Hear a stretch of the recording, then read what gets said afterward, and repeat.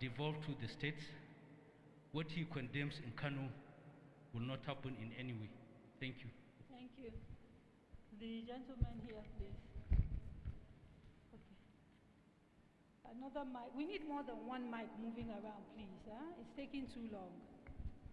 Amala Mohamed Isa is here representing the Senate President. Thank you very much for coming. Yes. Thank you very much, Gadaria, with your dictatorial tactics. Sorry. Nazifi Abdullahi Dharma is my name. I'm a professor of development economics, University of Abuja. My question goes to Professor Tahir Jega, and I think we need to clarify this issue very well, sir. In the last couple of years, attempts have been made to make constitutional amendment and changes that will institutionalize good governance at the state level, particularly devolving financial autonomy to the local governments and financial autonomy for state legislatures and judiciary. Unfortunately, the same individuals that control power, particularly at the state assemblies, thwarted this process. And everybody is talking about transferring or devolving more power and resources to the state level. We know in the last 21 years or 22 years after return of democracy, trillions of dollars have been transferred to the states in terms of allocation from the federation account. But if you look at the trajectory of developmental indices, there is simply no commensurate development in most of the states relative to the financial resources given to them. The question, sir, is, and not only to you, and in Nwodo and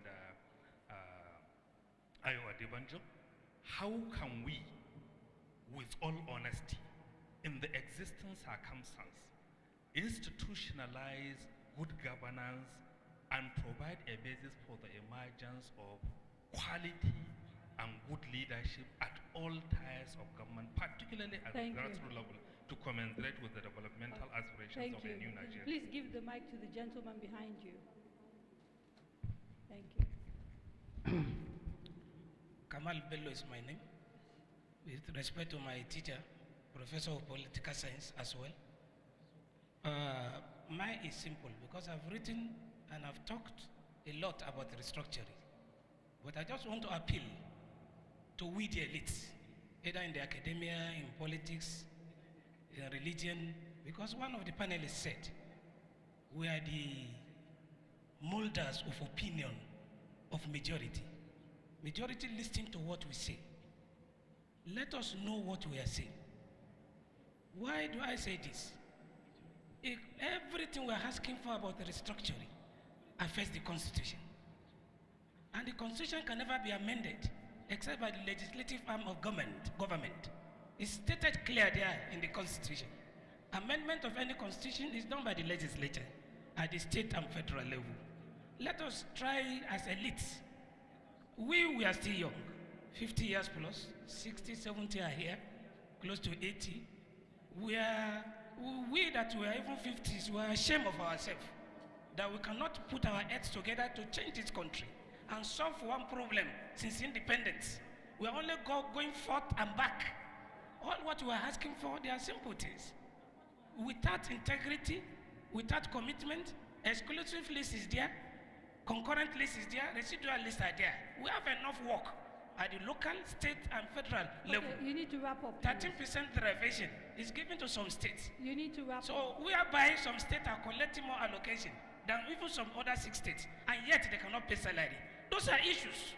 Those are the national questions. Sir, you need to wrap up. Thank you very much. Thank you. I'm not somebody to collect. That's why I continue to vibrate. No. Okay, let's just wait a little and come back to the panel. The question regarding devolution. Yes, Madam Dikko, you see, it is not just restructuring that you need to make governance viable. Irrespective of the structure that you have, there are certain ingredients that are sine qua non for good governance. If you ask me today, we don't have real democracy in our country. We do not have real democracy because of the following factors. The political parties are like limited liability companies owned by the governing structure. You cannot become a councillor in any state unless the governor supports you. The primaries for the elections are just complete waste of time. The people are already known before the primaries are held. The governors are chosen by the incumbent governor. He chooses a successor. And the people wait for him to say, this is his successor. And the last man who just spoke, you know, don't kick the problem to anybody else. You and I can make a change. It begins with each one of us. If you are prepared to stand up and say, this is wrong. One of the last things I learned from the EndSARS movement is that this country can be changed. Forget about the fact that they were infiltrated by miscreants who overthrew law and order, but the germane of their demands, unbundling of the power sector, unbundling of the oil sector, sanitizing participants in the political structure, that will turn everything around and bring us to life more abundance by fidelity of purpose if you are in government. But if you are in government just to enrich yourself, to aggrandize for your ethnic place, that's absolute nonsense. I was Shehu Shagari's special assistant as well as minister. I ate with him on the same table with his son Bala. I went to his bedroom to bring his files. I was treated like his own son. And I gave him loyalty that I gave to my father because of the way he behaved towards me. It is doable and it is possible. Thank you very much, Professor Jega.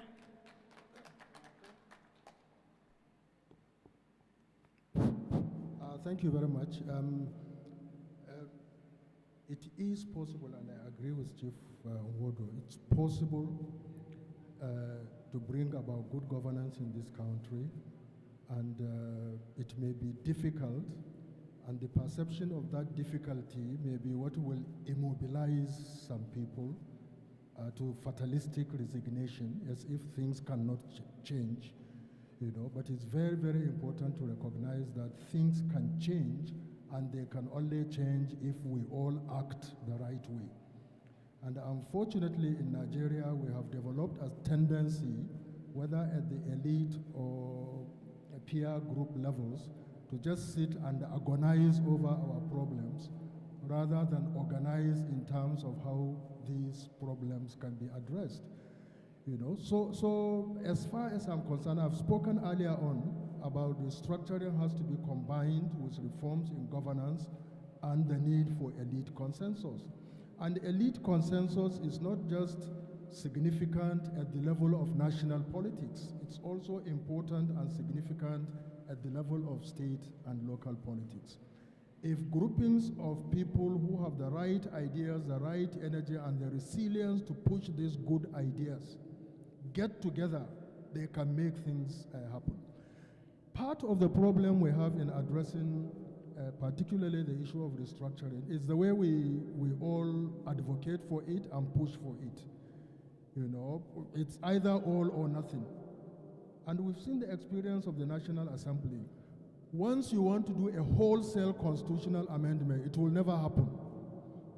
You know, you want to create new states. You want to devolve powers and responsibility. You want to reform the judiciary. You want to do everything at the same time within a legislative calendar. It's impossible.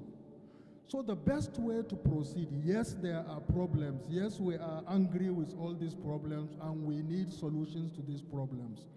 And we should be prepared to address these problems. Let us pursue an agenda of what I call incremental positive changes. You know, right now we have wasted 20 years and haven't done anything. But if in those 20 years, we have agreed that at every legislative period, 4-year period, we are going to address 2 or 3 things in this constitution. And we have elite consensus, Afenifere, Arewa Consultative Forum, an essay. You develop a consensus on a particular issue and you mobilize and you go to the National Assembly. You will get a lot of things done. And you can get many other people involved to get this. Let me just bring back Chief Nwodo here quickly before I call on Dr. Hakim Baba Ahmed to talk about a few things. This idea of breaking the problem into bite size and trying to deal with it. Is that, in your view, feasible, given the fact that, as far as you are concerned, we're operating an illegal constitution and nothing we can do can actually work because of that framework? Well, you see, there is something that is called the ground norm in politics as well as in law. You cannot build on quicksand. If something is illegal and wrong, you can't build on it. Okay, so given the basis limitations of we a pointed out... Can I say something, No, I know, madam? sir. I just wanted you to clarify. But you don't want to hear me. No, sir. I am trying to make it easy. I'm very because kind of to time. women, and I don't like to be impolite to them. Sir, please just hear me. You will like the question. I promise. And you too. What I'm trying to say is, somebody raised the issue that some of these reforms under the current structure are only possible with a National Assembly that is clearly not interested in doing the sort of whole-scale reform. So in practical terms, this solution that you are proposing, how would we do it? Look, the military came here. We had a National Assembly that had a 1960 and 63 constitution. 49 people selected to write a constitution, wrote a constitution. 40 people in the Supreme Military Council promulgated a constitution for us. Under General Abubakar, government in which I served, I was in Executive Council. I never saw the draft constitution. And I was Minister of Information. It was my responsibility to publicize it to the country. On the day of swearing in of Obasanjo, we didn't have a copy of the constitution. I didn't know who was printing it. And my ministry was supposed to pay for the printing. And Obasanjo was sworn on a constitution that had not been read by anyone. And the National Assembly could not be constituted until 4 days after his swearing in, because there was no clean copy of the constitution. You cannot build on quicksand. And the country cannot live on falsehood. The owners of the country, as represented by their leaders in the social-cultural groups that formed a desire to be one country, have to be constituted into the kind of conference that President Jonathan summoned. They have the legal authority to speak on behalf of their various people, that we want to be part of one country on the basis of the following rules. Unless we revisit that abnormality and historical abnormality, we will never have the ground norm. We will never have a constitution that conjures the loyalty of the people. A friend of mine told me that if Nigeria was his wife being raped by 10 people, he will pass as if there's nothing. That is the ebb of patriotism now. I want to fight for a country that I believe in. I want to go to Kara Namuda and build a house and feel that I come from the Southeast. There is nobody outside the Southeast who owns a hospital there, a school, or whatever of economic investment. Every Igbo man has an investment in every part of Nigeria. That is the extent of my patriotism. And I want to see that in every Nigerian. That's what makes a country thrive. Thank you very much, sir. Okay. Yes. I need to... Just quickly, sir, so we can, yeah. The difficulty... You need to use the mic, sir. Well, you see, constitutions are product of historical and political dynamics, and they can never be perfect. If we didn't have a constitution enacted by a military regime, we would not have transited to democratic system of governance in 1999. So it's an imperfect constitution. How do we improve upon it? How do we make it perfect and desirable for our own progress and development? I do not think, and that is the reason why I wanted to intervene. How do you do that? You are recommending a conference of ethnic nationalities. First of all, there are serious technical problems of the definition of what are nationalities in Nigeria. Secondly, even if we assume that yes, there are ethnic groups, and the Igbos, Yorubas, Hausa, or Hausa Fulani are ethnic groups, how do you choose those to go into that conference that you are proposing? Representation for constitution making are usually, in fact, invariably territorial, not ethnic. So we will be trying to move from one problem and run into another, you know, if we think that the ethnic group will be the foundation of addressing what you perceive to be a quicksand. Thank you. Thank you very much. Dr. Hakeem Baba Ahmed, can you, someone please hand him? Territorial and ethnic are interchangeable. Okay. Please, can somebody give Dr. Hakim a mic? Yes, sorry. Dr. Hakim Baba Ahmed is the Director of Publicity for the Northern Elders Forum. Thank you, sir. Thank you. I'm grateful for this opportunity, Mr. President. I was going to respond to Chief Adebanjo's comment anyway, even before Kadre, you asked him to clarify. There are two basic problems about Nigeria's understanding about restructuring. One operates at a very low level. We have yielded the debate to social media, to people who really don't understand it. We have weaponized the concept and the practice and the ideal of restructuring. Everybody now uses restructuring as a weapon, usually against each other. And we have destroyed a fantastic vision and an exercise the country must undertake. The second threat comes from people like Chief Adebanjo, who peddles, with all due respect to him, falsehood. Northerners have never opposed anything on the basis of ignorance. When Northerners say we don't understand, it doesn't mean they don't understand. They are idiots. They don't understand. It means they don't like it. And like every Nigerian, we can say we don't like something that is against our own interests. But to say Northerners, every time we go to conference, Northerners say we don't understand, suggests that we are too thick to understand. We understand this country. We were part of the building blocks of Nigeria. We made the same mistakes like everybody. We fixed the same mistakes, and we're willing to do that. Chief Nwodo knows. Chief Adebanjo knows. We have sat with them, and we will continue to sit with them. We have traveled extreme distances to create the kind of elite consensus around the need to fix Nigeria through restructuring.